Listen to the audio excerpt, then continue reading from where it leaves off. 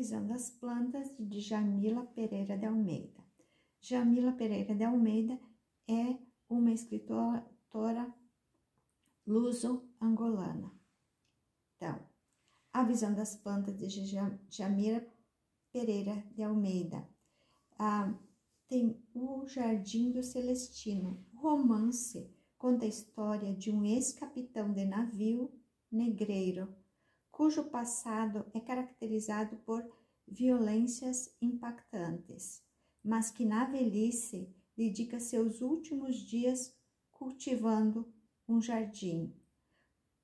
Foi ao ler Os Pescadores de Raul Brandão, de Djamila Pereira, encontrou um trecho em que falava brevemente sobre Celestino, um figurante que, tendo começado a vida como pirata, e acabou como um santo. Essa foi a frase que inspirou a escritora luso-angolana a realizar uma análise singular sobre o capitão Celestino. O velho corsário regressa a Portugal na velhice, e todos em sua volta têm pavor de sua má fama de patriarca. Isolado, em total solidão, zelar de um belo jardim se torna uma rotina nos seus últimos dias de vida.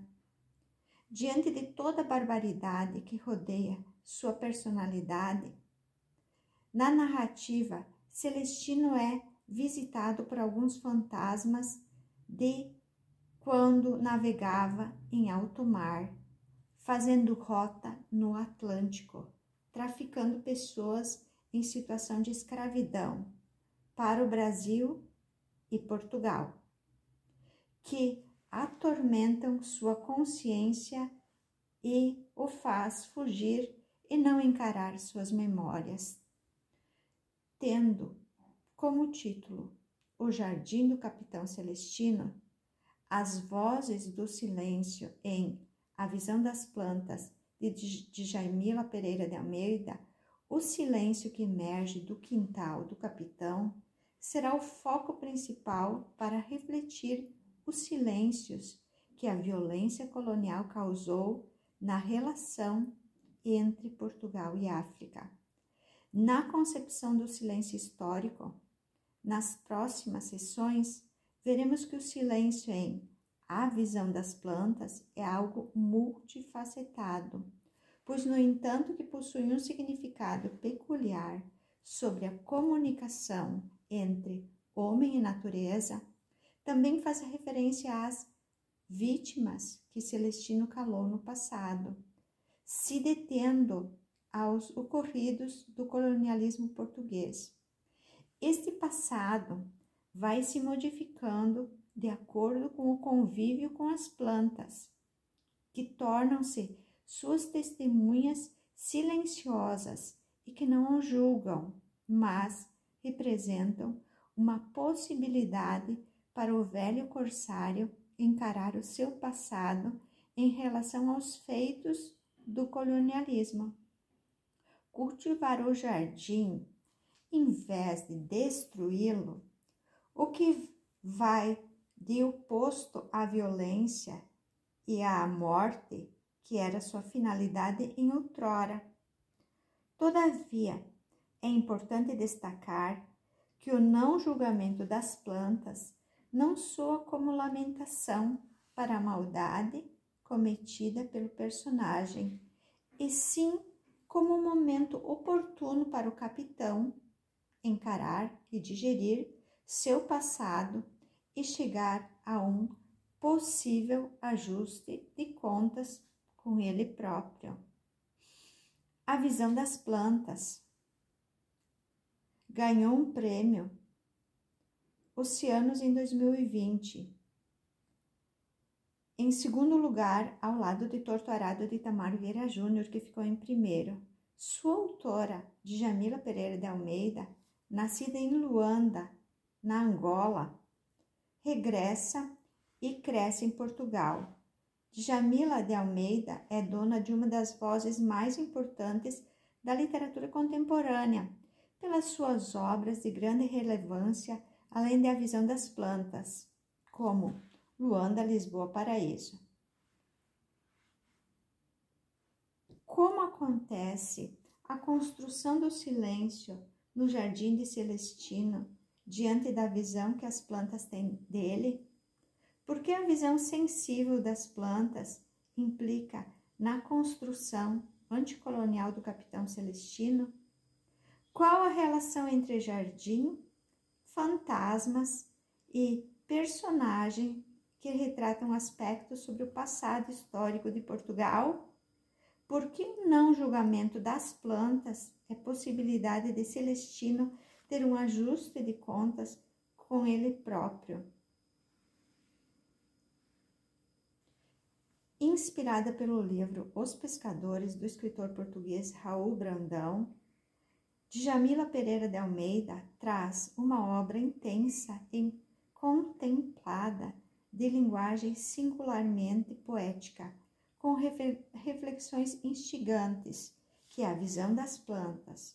Posto isso, no próprio título da obra em questão, percebemos que ele é capaz de refletir um ponto de partida interessante, a visão das plantas.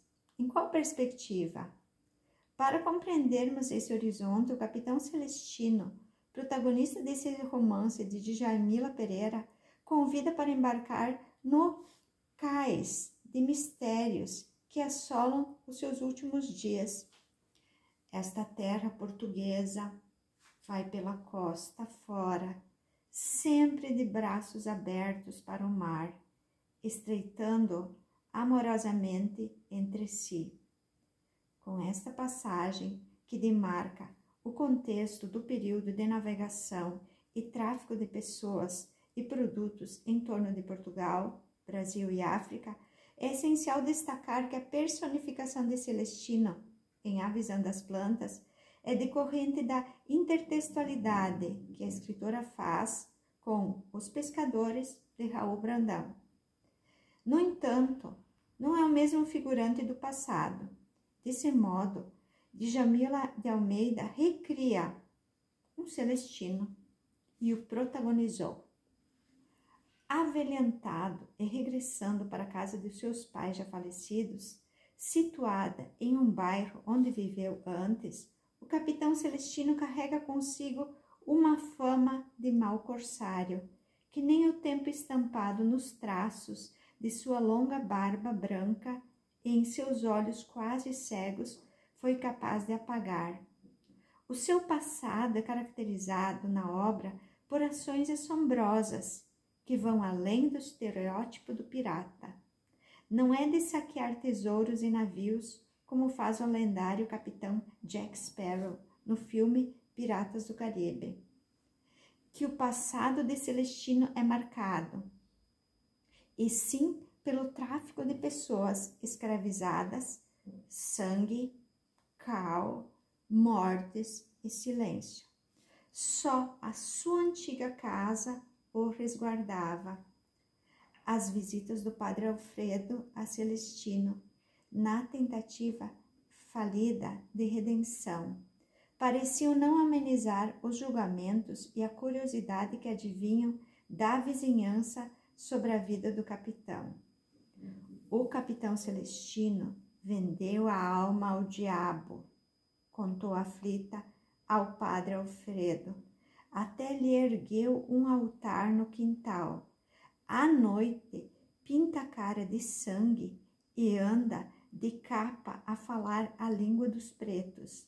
Fala como os espíritos e matou mais de 1 milhar de pretos. De noite, dança com o diabo. Neste trecho, compreendemos a tamanha fama de Celestino através da postura estereotipada, definida pelos rumores da própria vizinhança.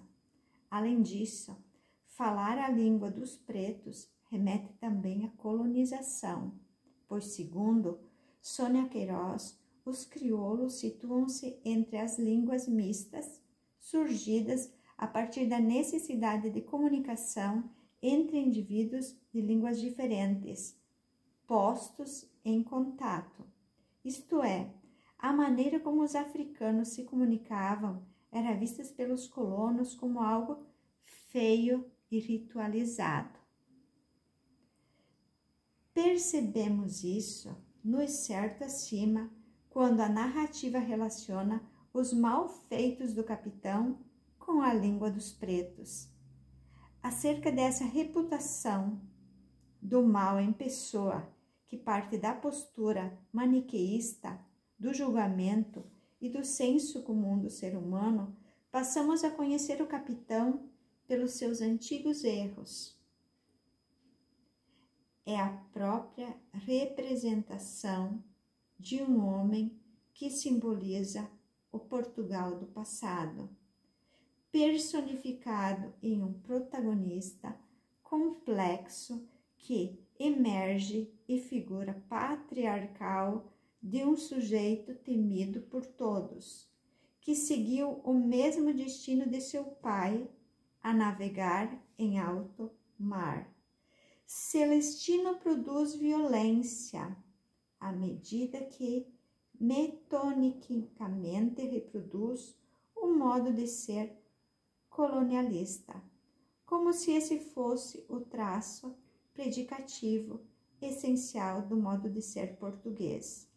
Em outros termos, os valores predicativos foram transmutados em existenciais, transforma-se em condição histórica e antológica. Mas, ao contrário de seu pai, o capitão Numo, Celestino não construiu uma família. Ele se deteve apenas à autoridade de se pôr na posição de um pirata solitário, que carrega a bordo do presente um passado doloroso. No destrinchar do livro, o capitão sequer se despediu de seus pais. Celestino tinha um passado violento. Ele é a representação do Portugal do período colonial. Essas considerações que giram em torno do velho capitão são alguns dos aspectos sobre a conduta da moral humana.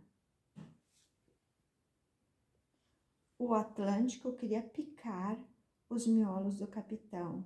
Celestino queria parar o relógio. O porão que importava estava à sua cabeça. O craveiro e os cravos sentados nele. O seu halo de calor nausebundo trazia o crânio pejado deles, uns sobre os outros, até as estrelas sobre as águas, e desafiavam na sua pontualidade. Nesse trecho há uma atmosfera caótica, regida por elementos bruscos em torno do passado do capitão. Trechos como esses aparecem poucas vezes na obra, mas quando surgem é de maneira impactante.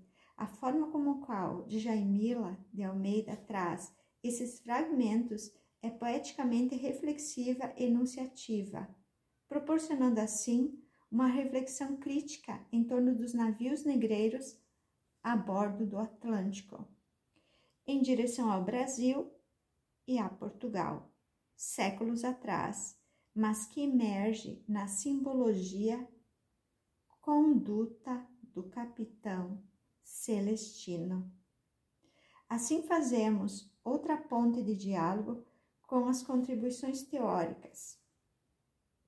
Depois de regressar, o capitão ocupou um papel de verdadeiro vilão, não somente na memória, mas também na vida real. São através de trechos como esses que presumimos que se trata de impactos que marcaram historicamente o século XIX, período do tráfico de pessoas negras em condição escravizada. Impactos esses que permeiam na realidade atual. Por esse caminho, destaca que a necessidade de memória é uma necessidade de história. A narrativa interliga os elementos sociais em virtude dos tempos passados e presentes do capitão, mesmo que de maneira poética e menos aparente, mas que supostamente contribui para metaforizar e criticar as memórias históricas de A Visão das Plantas.